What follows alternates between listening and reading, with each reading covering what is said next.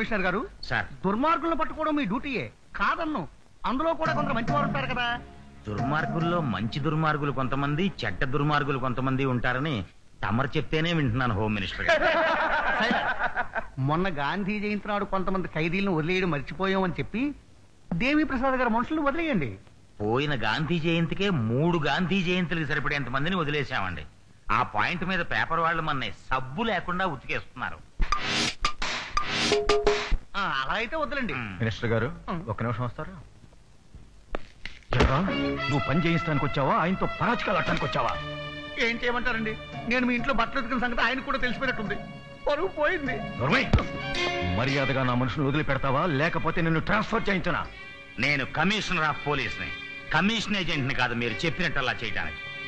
మీ డబ్బాయింపంతా మీ పెళ్ళాం బట్టలు ఉతికేవాడి మీరు చూపించండి.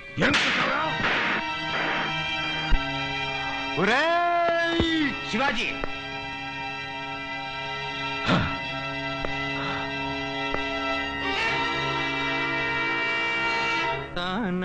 సారథి గారు, నేను సింగర్ గా పైకొస్తానంటారా? మీది మెలోడియస్ వాయిస్. ఒక్క 6 నెలలు స్టేజ్ మీద ప్రోగ్రెస్ ఇచ్చారంటే చాలు, మిమ్మల్ని మెడ్రాస్ తీసుకెళ్లి ఇళయరాజాకి పరిచయం చేస్తాను. మీకు ఇళయరాజా అంత బాగా తెలుసా? తెలిసేదే ఉందండి, వెళ్ళి కాలమే పడిపోవడమే. ఇందులో చెడి తీరా. ఏమిటది? మేము ముగ్గురం లాటరీ వేసుకున్నాం రా. ఎందుకు? నువ్వు ముందు తీరా, తర్వాత చెప్తాను. వద్దులేరా. నేను ఎప్పుడో చెప్పాను, పాటగాడు పాటగాడే, పక్క వాయిద్యం పక్క వాయిద్యమే అని. వస్తాను రా. వస్తాను.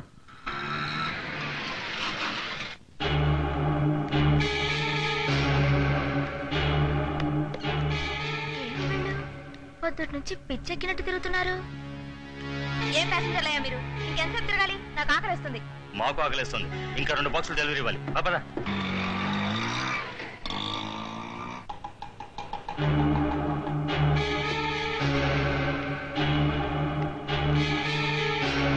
ఏమయ్యా, ఆటోలో సరుకు తెస్తుంటే మననే పోలీసులు పట్టుకున్నారు కదా, మళ్ళీ అమ్మాయి ఆటోలు ఎందుకు తెచ్చారు? అది కాదయ్యా, నేను చక్రపాణి దగ్గర పనిచేస్తున్నట్టు ఈ అమ్మాయికి తెలియదు.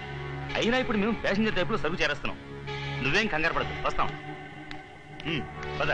ఆగండి, ఏదేదో తీసుకెళ్తున్నారు, ఏదేదో తీసుకొస్తున్నారు. మీ పద్ధతి చూస్తుంటే నాకేదో అనుమానంగా ఉంది. నా డబ్బు నాకు పారేసి వేరే ఆటో చూసుకోండి. ఇది చాలా పవిత్రమైన ఆటో. ఊరికనే వస్తున్నావా? డబ్బులు ఇస్తున్నాగా. ఇచ్చావులేవయ్యా బోర్డు డబ్బులు. మళ్ళీ డోర్ తెరిచావంటే కోసేస్తా. మూసుకోలేడు. నా చేతిలో పడుతుంటే నా చేతిలో ఆటో ఉందిరా, ఇప్పుడు చూపిస్తాను.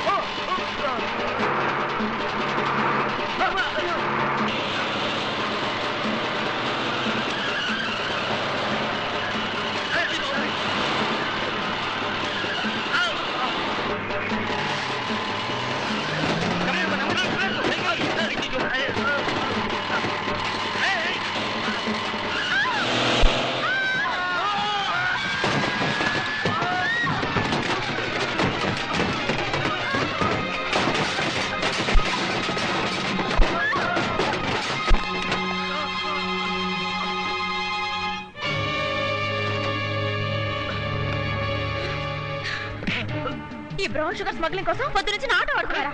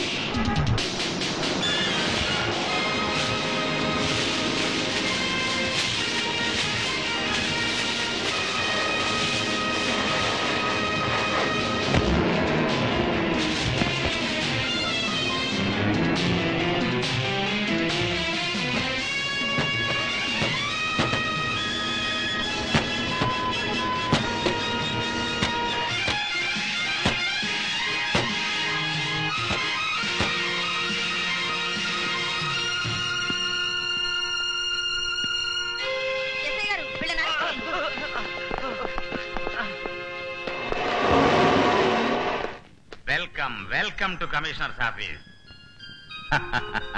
నీ పేరేమిటి తల్లి? జ్యోతి. జ్యోతి. అందుకే వెలిగిపోతున్నావు. గుడ్. అసలు నన్ను ఎందుకు పిలిపించారు సార్? చూడమ్మా, పోలీసు అంటే యూనిఫామ్ లో ఉన్న సివిలియన్ అని అందరికీ తెలుసు.